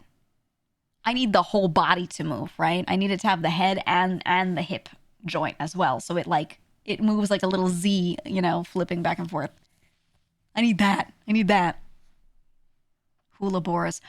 We should make him a hula outfit for summer. Where is he? He's not on screen. Boris, come back. There he is. He can hold the subs. My son. Anyway, I like this. 120. Next. Ooh. Snake Sage Boris. At the waterfall and everything. With the stupid face on the snake. This is good. This is good. I like that you gave Boris a pipe. Very fitting. Very fitting. I like the big curled up snake. I thought about, when we were first designing, I thought about having there be a giant snake that I am just like sitting on top of like that. Something like this. Either it's piled up or it's in like an S shape and I'm just sitting on it, and then that gives an idle animation where you're like moving a lot. But then I was like, that sucks, because if I try to stream a game and I'm like floating on a snake, it's too much. Like, there's too much movement, you know? But we really thought about it. I thought about it. And then I liked the ones behind me in the end, because I liked having like more snake heads. But it's cool. It kind of reminds me of like some of the ideas we had. I like this. Let's do 150. 150 for this one. It's a lot for a Boris offering. It's a lot. Next. Slamming back a dirty water dog from a cart in the middle of a thundersnow. What about it? Yeah, when we had that big old storm, that's what this is from. That's what this is from.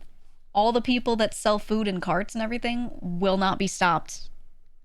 When there's a crazy storm, they still need to make their money, so they just find the nearest awning and they just kind of drag their cart over to it. And then that's it. That's it. They just go up against a wall somewhere and they're like, we got hot dogs. And they keep selling. They're insane.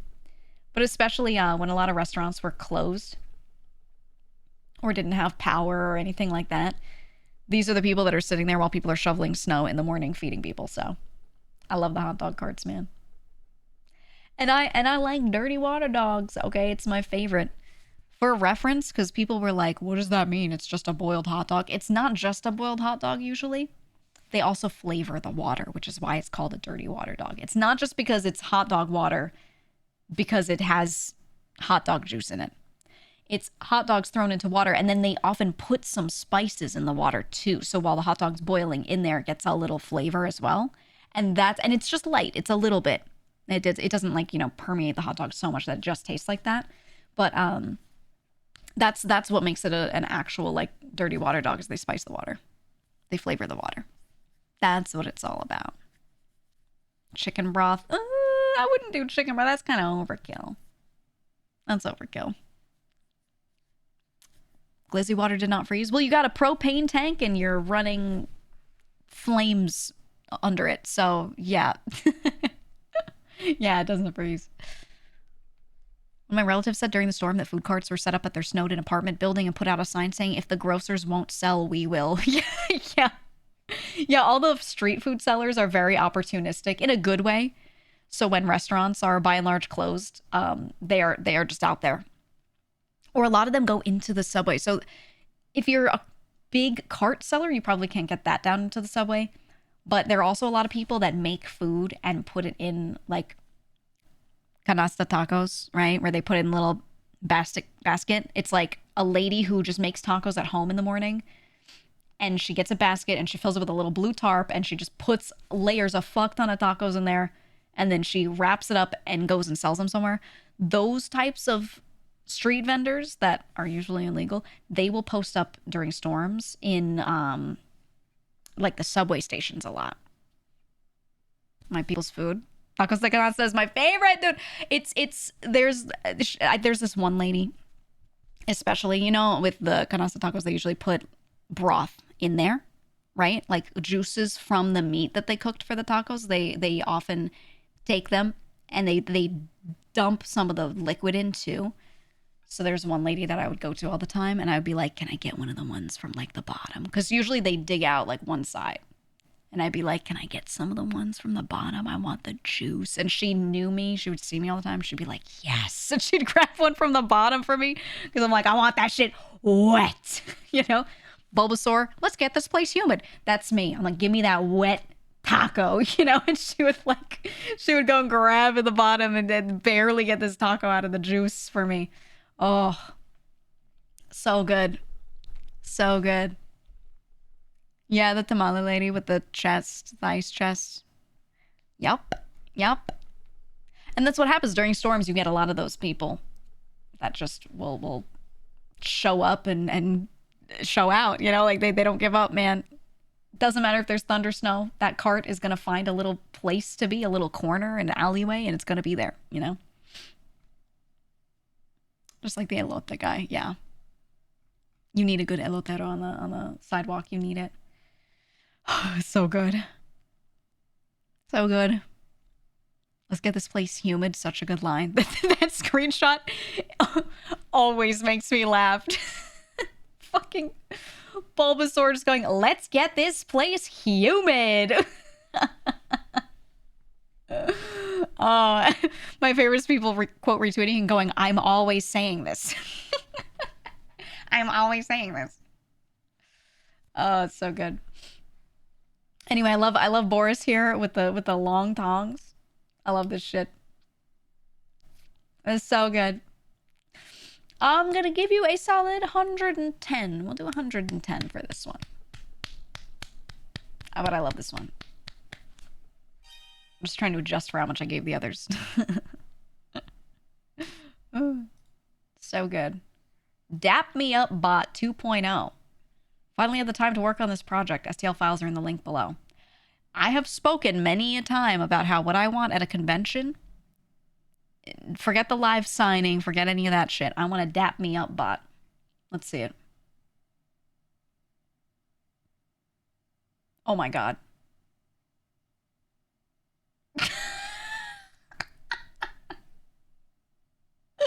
When you slap it, it taps you up. That's so good. Oh, that's so good. We need this at a con. Holy. It's getting there. It's getting there. This is good. This is good. Yeah, I've been working. The problem is my gauntlet hand is my left hand. My gloved gauntleted hand is the left, and I don't know if people want to do a left dap up.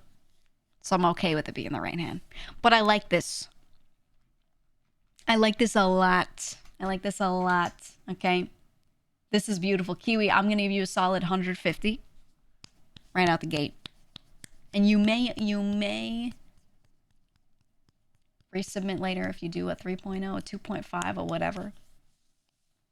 This shit is beautiful.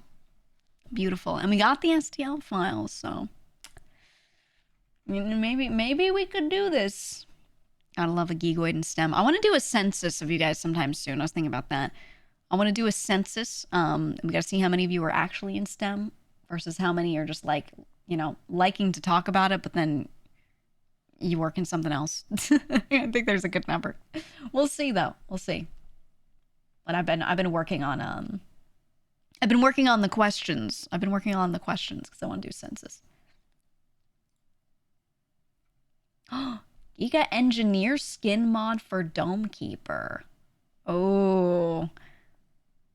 You know, this is one of my most played games in the past few months. Ooh. Ooh. Oh, that's completely there.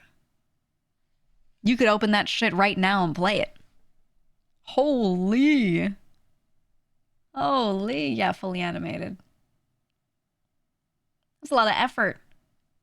Fish, I didn't know you did pixel art animation. Do you do everything? Do you do it all? I think you do it all. I have something cool that I'm gonna do with Dome Keeper. Not super soon, but relatively soon. I didn't know either. Fair. But yeah, we're gonna do something cool, so that'll be nice. That's all I can say right now because we're still working on shit. But I'll let you know when I can't say anything further because I'm still changing around what we're doing. But you know, we're gonna do a fun thing. This is really cool though. I'm gonna show them this. I'm gonna show them this and we'll be like, look, guys, you should make it real. This is cool, man. This is cool. Yeah, multiplayer on April 13th. They did talk about it. They did. That's why I'm gearing up to do something. But yeah, very excited. Very excited for multiplayer Dome Keeper. But I love this. Let's do... It's a lot of effort. We're doing 200. 200 points. Shit's time consuming as hell. And if you want the mod, it's right there. You just go to the offerings chat and you scroll up and click on it. Wow. From Flame Cerberus. Cerberus. What if the undead faction leader was in fact a magical skeleton girl all along? Guys, please. This needs to be a collective sicko headcanon moment. I need you all to start drawing magical girl skeleton. I hope you all become as sickly obsessed with this as me. And I hope we just create collectively a character. All right? Our collective OC, he's in the undead faction. He's a skeleton. By night, he's a magical girl, okay? We need him. Save me, magical girl, save me. I love this. We're gonna do, it's simpler. We'll do 80 points for it. 80 points, but I love the idea. I love the idea. This is good. So skinty. Oh my god, you're so right. You're so right. Oh, from Sam Squanch, the faction girls slaying. Look at them in normal clothes. Look at them in normal clothes. She would wear a beanie. She would. I like the pose. Is this a reference from something, or is this just a pose you drew? Because I feel like, maybe not exactly this, but I feel like I've seen something similar. Is it from a meme or something? I can't remember. Is it Charlie's Angels? Oh, maybe. I'm not sure. Either way, I like it. I really like Molly's pose. I like her face. She looks good. She looks good. I was gonna commission art of them sometime soon. The girls. I just like the girls. I like it. I like it a lot. Let's do 100 points. 100 points. For the girls. Thank you. Next. Moki submitting his own art that I commissioned him for to put on the V-card 10 card. And you're submitting it for extra points? I already paid you, Moki. Oh my god. Oh my god. Yeah, he submitted his own card earlier of the hot pot card that he drew, and then signed it and went, wow, I found a signed Moki card. And I gave him 30 points for making me laugh, which means this time I must do -20. -20, Moki, for the hubris in submitting your own thing that I commissioned you for V-card. Nice try. Nice try, asshole. What the fuck? I do love this art, though, I gotta say. Holy shit, I love this art. Yeah, we're trying to come up with like what would make sense, and we decided to do a domain expansion. And I wonder how many people noticed the goatsy in the background. Like Moki didn't even, I didn't even ask for that. Moki was like, I have an idea, and just drew this, and I was like, oh my god, we have to put it on the card. So I didn't see it. Yeah, it just looks like clouds, but when you look closely, when you close your eyes, it's just two hands going into the hole, dude. Spreading it, man. It's crazy. I love it. Egg saw it right away. If you guys have clips of people pulling my card, can you put it in the Discord? I want to see how many of them clocked this. I want to see if they noticed. Thought the text on the card was really funny but terrifying. What was this one? Oh, this one was the fun facts about my boss fight. That was the one that said, legends say it has 5 phases and 30 health bars.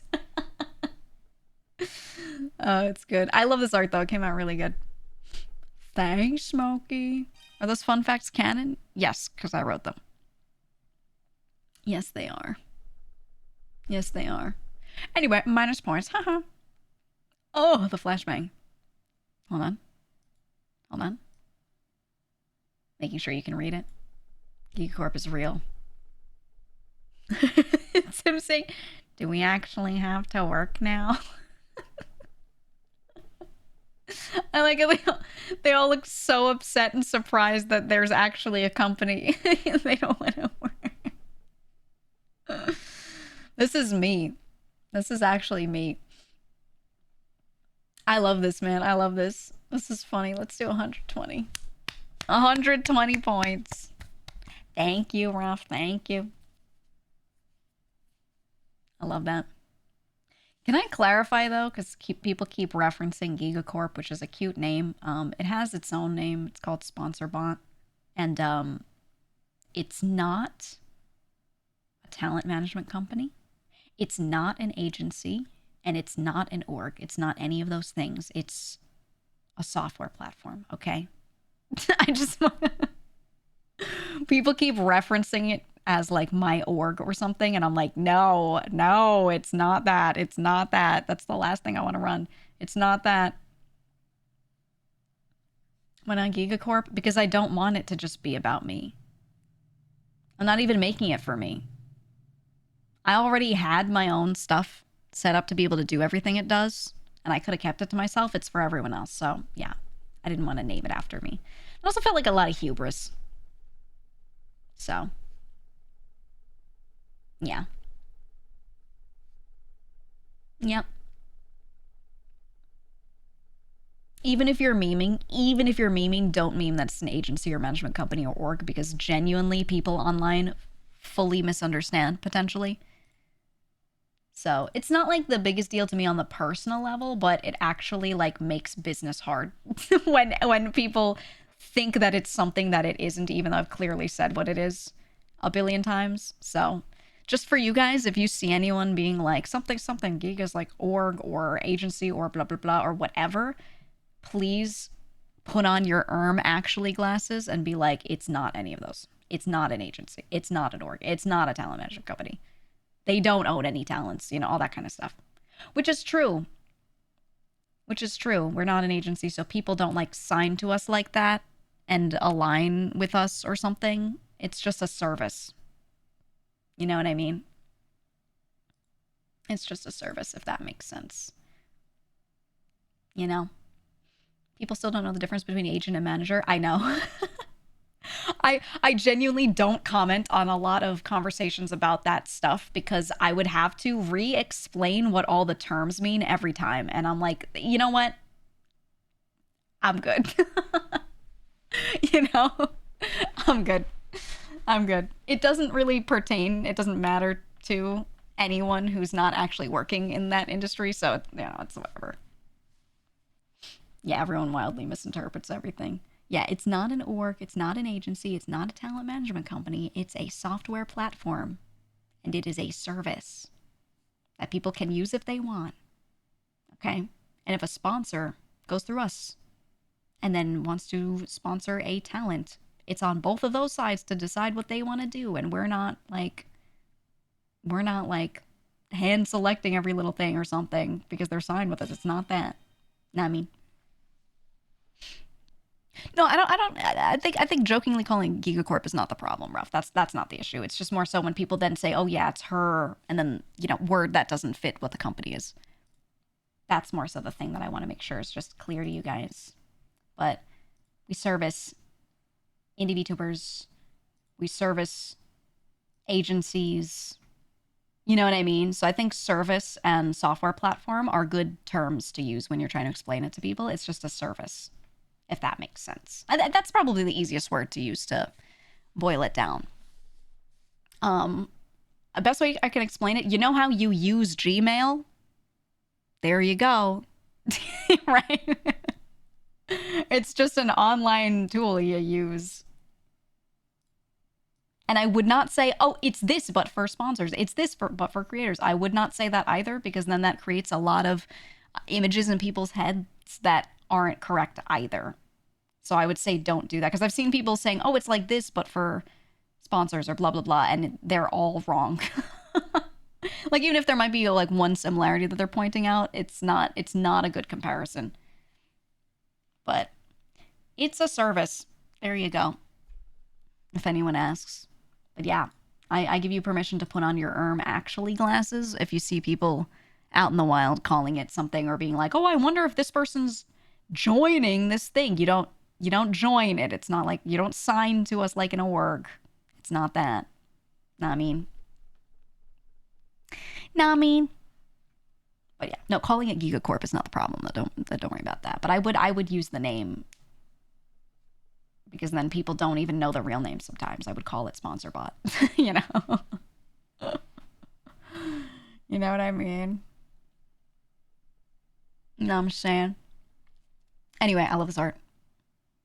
Did I already give the points for it? Did I say how many I was going to give? Did I say that out loud yet? Or did I not? I don't think I did, right? I did not. I'm pretty sure. 120? Rune's got it. I did. If RuneCat said it, then I said it. Because he's the one that pays the most attention. Did you guys know that? Out of all of my mods, the one who pays the absolute most attention is RuneCat. Not saying that the others don't pay attention. It's just like, if it were a battle between them to see who paid the most attention, it would be him. Because he always gets all the little details down. He's so good. He's so good. All right, 120. Thank you, Ruff. Thank you. I really like the girls' expressions, especially. They look so dead. It's so good. Faux Boris used Doom Megalol. Holy, look at his eyes. Look at his damn eyes. Oh my god.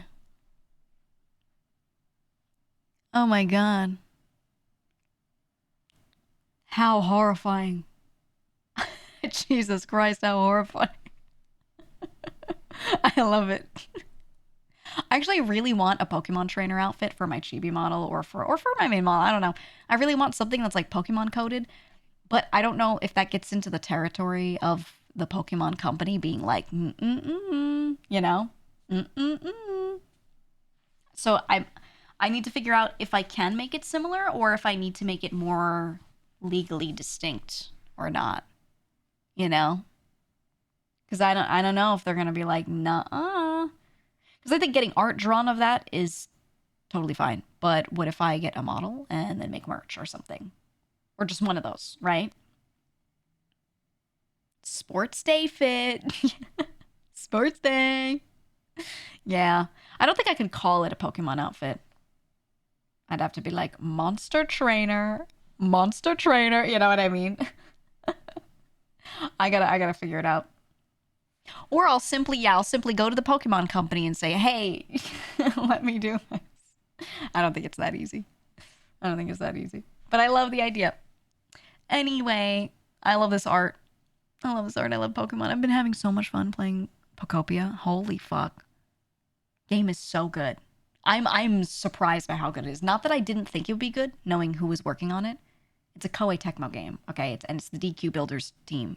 Some of them that are working on it. You just know that's going to be good. But it's just so good, right? It's just tens across the board good, which is really, really great, really satisfying because I wanted this style of game really badly. So I've been loving it. And I've been seeing people on Twitter building things that are insane, and I'm just like, you know what? I need to not look at these posts because I'm starting to feel like Pocopia Island envy. You know what I mean? Where I look at what people are building, I'm like, holy fuck, it's a city. I gotta stop looking at it. It's crazy. It's crazy. Anyway, I love this art. I love Pokemon. Let's do... We'll do 100 for this one.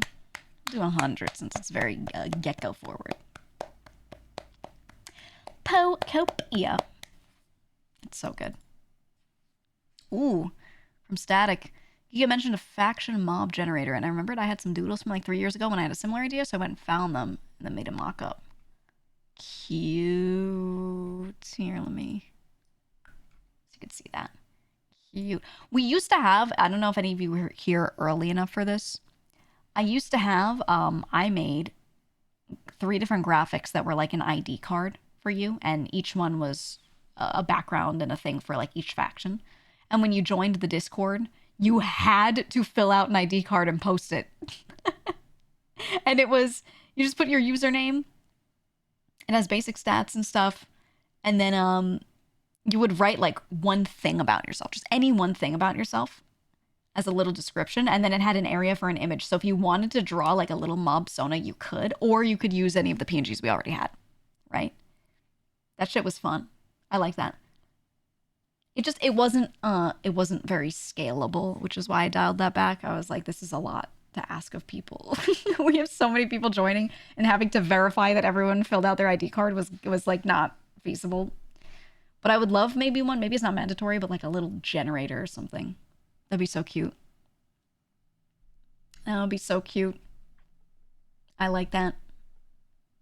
I like that a lot. You could have a mob Sona. You could have a mob Sona. I like the little sketches on the bottom too, on the bottom right.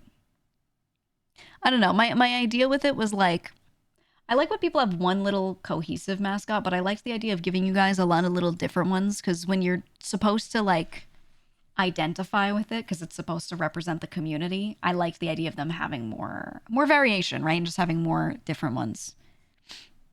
I like that kind of stuff. So yeah, I like having a billion mascots. And that's why we have Boris, because he's fixed, but he's one guy. He doesn't represent you guys, right? It's not like there are a bunch of little Boris-looking fellas running around. I'm like, that's you, Shat. He's just one guy. But then the mob Sonas, you can just draw whatever you want as long as it fits the general theme. Individuality makes it scarier. You guys are individuals, and that's what's terrifying. That's so scary. I like that. I like it. Dude, if we could... This will be, like, way in the future, but if I could get, like, funny fuck you money and be able to make a little generator like this, or if someone wants to work on it as a project because you like the shit, but if I were making it, this would be, you know, way down the line. But I would love to do this. I would love it. Anyway, I like this. Good fucking job. Let's do...